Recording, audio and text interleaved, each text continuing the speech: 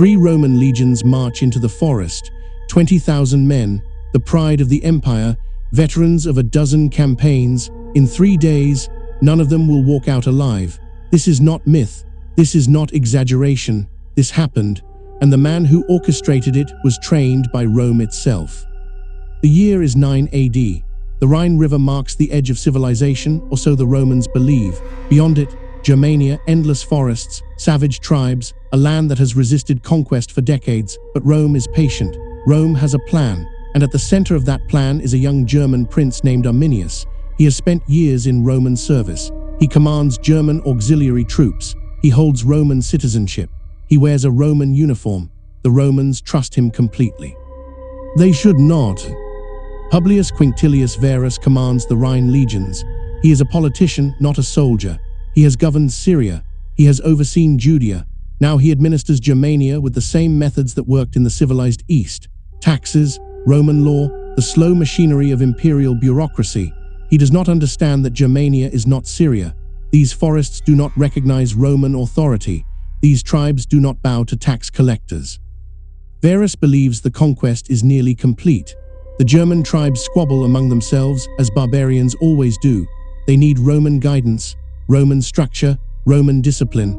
He trusts his German auxiliary commander, Arminius, to help him navigate tribal politics.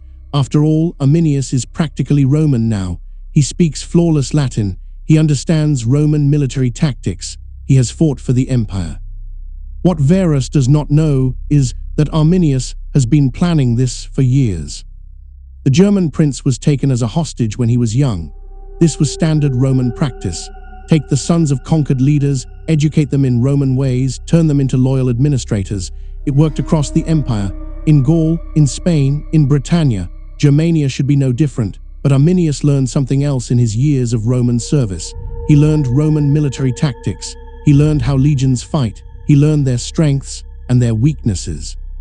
And he learned that Rome could bleed. September arrives.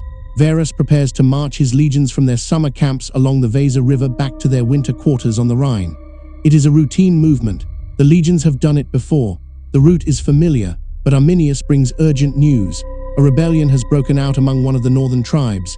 It is nothing serious, he assures Varus, but it should be dealt with quickly before it spreads. The quickest route is through the Teutoburg Forest. Varus agrees. Why would he not? Arminius has never given him reason to doubt. The Roman column stretches for miles, 3 full legions, the 17th, the 18th, the 19th, 6 cohorts of auxiliary troops, hundreds of cavalry, supply wagons, servants, camp followers, families. Over 20,000 people wind through the German forests. The legions march in loose order. This is pacified territory after all. The soldiers carry their equipment but not their full battle gear. Why would they? They are not expecting combat. The forest closes in around them. Ancient oak trees block the sky. The ground is soft from autumn rains. Mud sucks at wagon wheels. The column slows, stretches even longer, becomes vulnerable, and somewhere in the shadows between the trees, 10,000 German warriors wait in absolute silence. Arminius has spent months preparing this ambush. He has united tribes that have fought each other for generations. Cherusci, Marsi, Chatti, Bructeri. He has convinced them that Rome can be beaten. He has shown them exactly how. The key is the forest. In open ground, Roman discipline wins every time. The legions form their famous testudo formation, shields locked together, and they are nearly invincible. But in the forest, shields catch on branches, formations break apart. Discipline means nothing when you cannot see the enemy. The first attack comes on the second day, not a full assault, just arrows whistling out of the trees, javelins appearing from nowhere. Romans fall, the column staggers. Varus orders his officers to tighten formation, but you cannot form ranks when trees block every sight line and mud drags at every step. The Germans vanish back into the forest before the legions can respond. Then it happens again and again. Each time the column tries to move, warriors appear, strike, disappear. The Romans are not fighting an army, they are fighting the forest itself. Every tree conceals an enemy, every shadow might hide death. The legionaries cannot deploy their tactics, they cannot use their training, they can only die. By the third day, discipline begins to crack. These are veteran soldiers, but they have never faced anything like this. In Gaul, enemies formed battle lines. In Judea, rebels held fortified positions. Here, there is nothing to fight, just trees, just shadows, just the constant rain of missiles from warriors who never stand still long enough to be killed. Centurions shout orders that no one can hear over the screams and the rain. The column fragments. Cohorts lose contact with each other.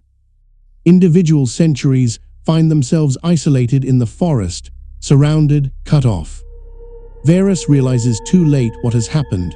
Arminius has not come back from his scouting mission. The German auxiliary troops have vanished. The general understands now, this was never a rebellion, this was a trap, and he has led 3 legions directly into it. The Romans try to break out.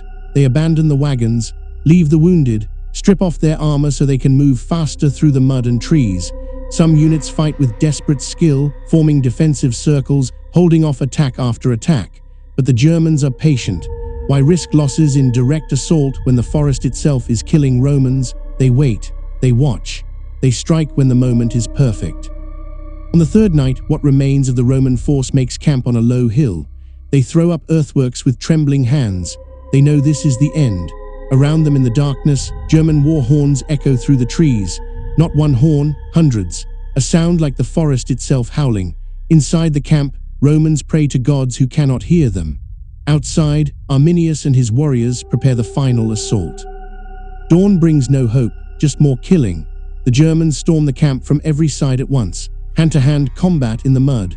Romans fight back-to-back, using broken shields and shattered swords.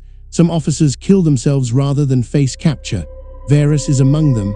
He falls on his sword as German warriors breach the command tent. His head will be cut off and sent as a trophy to another German tribe. His body will rot in the forest.